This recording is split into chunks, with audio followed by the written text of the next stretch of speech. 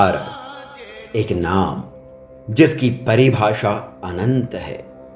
यह हिमालय और हिंद महासागर के बीच स्थित एक देश भी है और अनादिकाल से मानव सभ्यता का अंकुर भी है।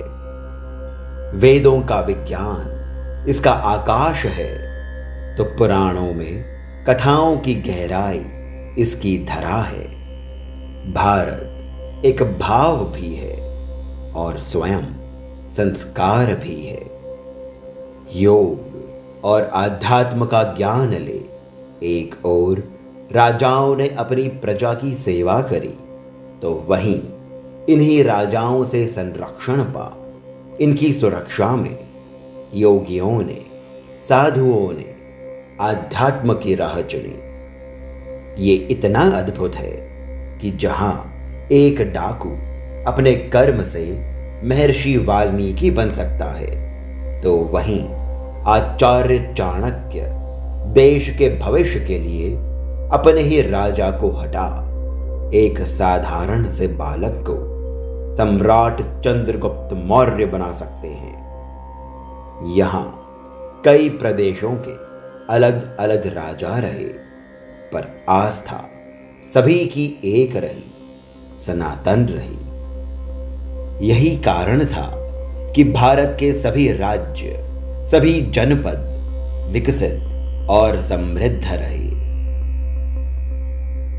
और यही कारण भी था कि यवन, तुर्क, पुर्तगाली, अंग्रेज आदि विदेशी आक्रांताओं की क्रूर दृष्टि भारत पर पड़ी। भारत की संस्कृति, कला और सम्मान के प्रतीक मंदिरों को लूट पाट कर तोड़ा गया। उन पर अपनी मान्यता की इमारतें बनाई गईं। हजारों की संख्या में गुरुकुल चलाए गए। समाज को बांधने वाली डोर स्त्रियों के साथ बलात्कार किया गया। पुरुषों को जीवित जलाया गया।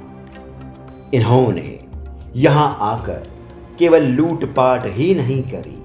इनका उद्देश्य भारत की संस्कृति, धर्म और आत्मसम्मान को खंडित करना था।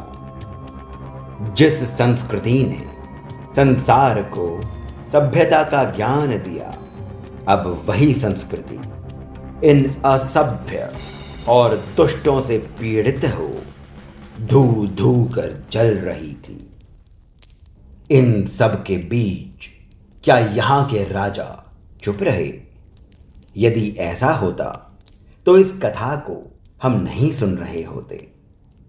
इन सब के बीच उन पश्चिम की ओर से आए क्रूर विदेशियों से, म्लेच्छों से, तुर्कों से, मुस्लिम कबीलों से लोहा लेने एक महान यज्ञ आरंभ हुआ और इस यज्ञ की आहुति बने वो वीर योद्धा जिन्होंने अपने पराक्रम से, त्याग से, इस संस्कृति के प्रति अपने विश्वास से इस यज्ञ की अग्नि को जीवित रखा।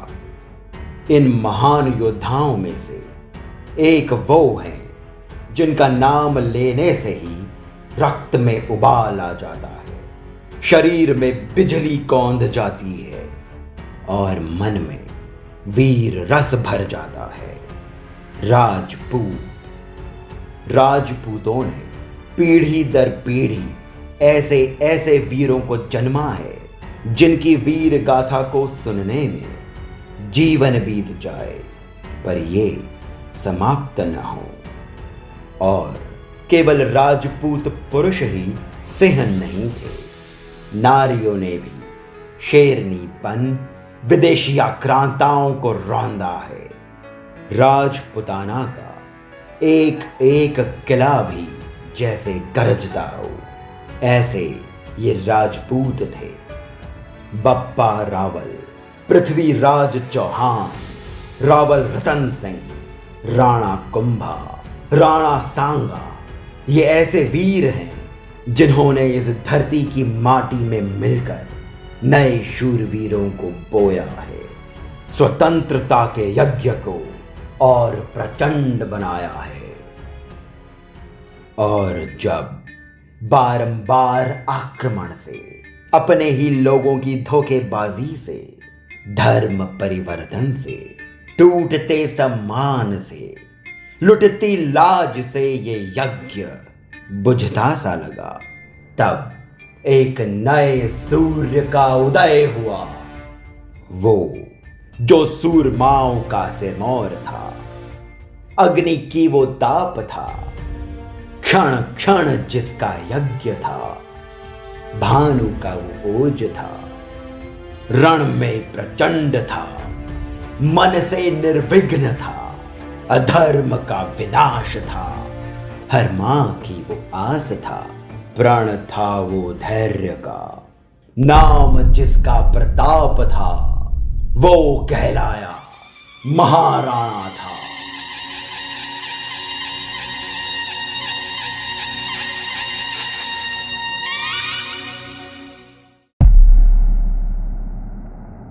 एक ओर जहां मुगल शासक जलालुद्दीन पूरे हिंदुस्तान को अपनी सल्तनत के अधीन करने का सपना बुन रहा था, वहीं भारतवर्ष का वीर पुत्र प्रताप गृह युद्ध की रस्सियों में जकड़ा हुआ था।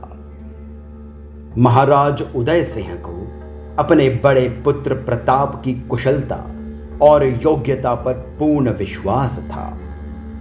वे जानते थे कि मेवाड़ प्रताप की रगों में बसता है और मेवाड़ की प्रजा को भी प्रताप में ही अपना होने वाला राणा दिखता है। पर भोर से पहले की रात गहरी होती है, बहुत गहरी। उदयपुर नरेश महाराज उदय सिंह ने देह त्याग से पहले अपनी तीसरी और अति प्रिय रानी धीर बाई के बेटे जगमल को उदयपुर का राणा बनाने की इच्छा रखी। काल का चक्र घूमा और राणा उदय सिंह चल बसे। प्रताप अब धर्म संकट में थे। पिता की अंतिम इच्छा या मेवाड़ की सत्ता। परंतु जिस संस्कृति में पुरुषोत्तम श्री राम आदर्श हों, वहां कोई धर्म संकट विकट नहीं। प्रताप को सत्ता का लोभ नहीं था, वरन देश के लिए पवित्र प्रेम था। प्रताप ने अपने सौतेले भाई जगमल को राज्य सौंप दिया। पर क्या ये त्याग व्यर्थ जाता? जनता चुप रहती? राजपूत सरदार कैसा होने देते? विद्रोह का बिगुल बजा। राजपूत सरदारों ने जगमल को सत्ता से हटा, प्रताप को राजा चुना और मेवाड़ के प्रति अपना कर्तव्य निभाया। अब समय था सूर्य के उदय का, अंधेरे के छटने का और राणा प्रताप का मेवाड़ की खोई हुई अस्मिता को वापस लाने का। पर यह सरल नहीं था। लगभग सभी राजपूत या तो अपनी बेटियों को जलालुद्दीन अकबर से ब्याह करा उसके समधी बन बैठे थे, या उसकी विशाल मुगलिया फौज के आगे पस्त हो चुके थे। केवल एक नरसिंह पूरे राजपुताना और मेवाड़ का मान अपने रक्त में बहा स्वाधीनता के हवन कुंड में आहुति बनने के लिए तैयार बैठा था। प्रताप अब राणा तो बन चुके थे, पर फिर भी मेवाड़ को मुगलों से छुड़ाने के लिए सही समय की प्रतीक्षा कर रहे थे। और अकबर बिना राणा प्रताप को जीते उसका मेवाड़ विजय का सपना अधूरा ही था। और वो भी अब तक जान चुका था कि इस राजपूत के पीछे पूरा मेवाड़ खड़ा है। उसने साम दाम दंड भेद सब अपनाया। कई बार अपने विश्वस्त मंत्रियों को, राजाओं को राणा के पास संधि के लिए भेजा। कई प्रलोभन भी दिए, पर क्या कभी शेर सियार से दोस्ती कर सकता है? राणा प्रताप ने अपने कुल देवता एकलिंग जी महादेव की सौगंध लेते हुए कहा कि जलालुद्दीन अकबर मेरे लिए केवल एक विदेशी जालिम है और मैं उसे आजीवन केवल तुर्क ही कहूंगा। अब ऐसे ही एक बार संधि का संदेश लेकर राजा मान सिंह को अकबर ने राणा प्रताप के पास भेजा। अतिथि सत्कार भारत की परंपरा है और यही सत्कार राजा मान सिंह का राणा प्रताप ने भी किया। उन्हें सुंदर भव्य कक्ष में ठहरा उनका पूरा ध्यान रखा गया और जब भोजन का समय हुआ तो मान सिंह के लिए तरह तरह के पकवान बनाए गए। इतना भव्य आयोजन देख, सुंदर सत्कार देख मान सिंह मन ही मन प्रसन्न होने लगे। उन्हें लगा कि राणा प्रताप आज अकबर से संधि करने के लिए मान जाएंगे। आखिर कब तक मना करते रहेंगे? राणा को भी तो मुगलिया फौज का डर होगा।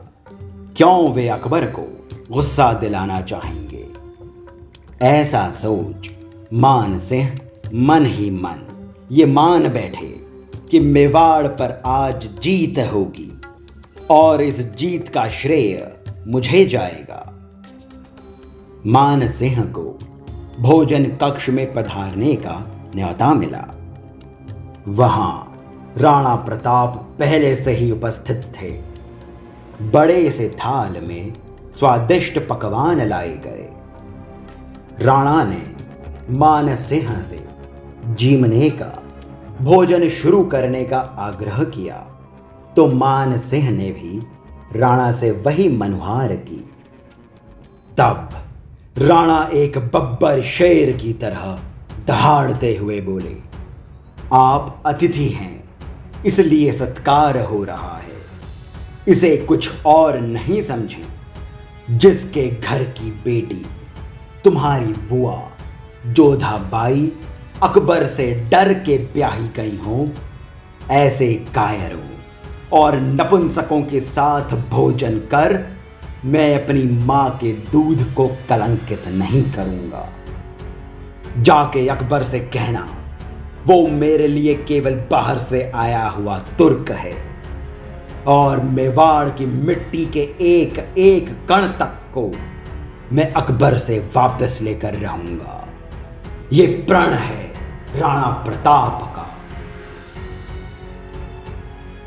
राणा प्रताप का ये प्रण होने वाले रण का बीज था। इतिहास के पन्नों में राणा को महाराणा बनाने वाला क्षण था ये प्राण। प्रताप के तेज का प्रतीक था ये प्राण। मुगलों के आतंक के अंत का था ये प्राण। महाराणा प्रताप के जीवन को ही रण में बदलने वाला था ये प्राण। अकबर इस दुत्कार को सहन नहीं कर पाया और कुछ समय बाद जब अकबर के दो और प्रयास राजा भगवंत दास और टोडरमल के रूप में विफल हो गए तो फिर सेज सजी हल्दी घाटी के युद्ध की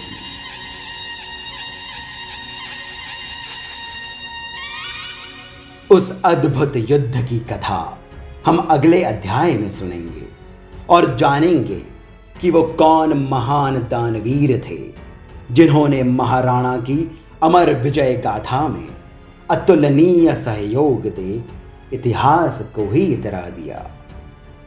और मैं भाग्यशाली हूं कि उनका मुझसे भी यानी सिद्धार्थ कावड़िया से भी सीधा संबंध है। यदि आपको ये कथा पसंद आई हो और आप भारत से जुड़ी ऐसी अनेकों कथाएं सुनना चाहते हो तो हमें सब्सक्राइब अवश्य करें। धन्यवाद।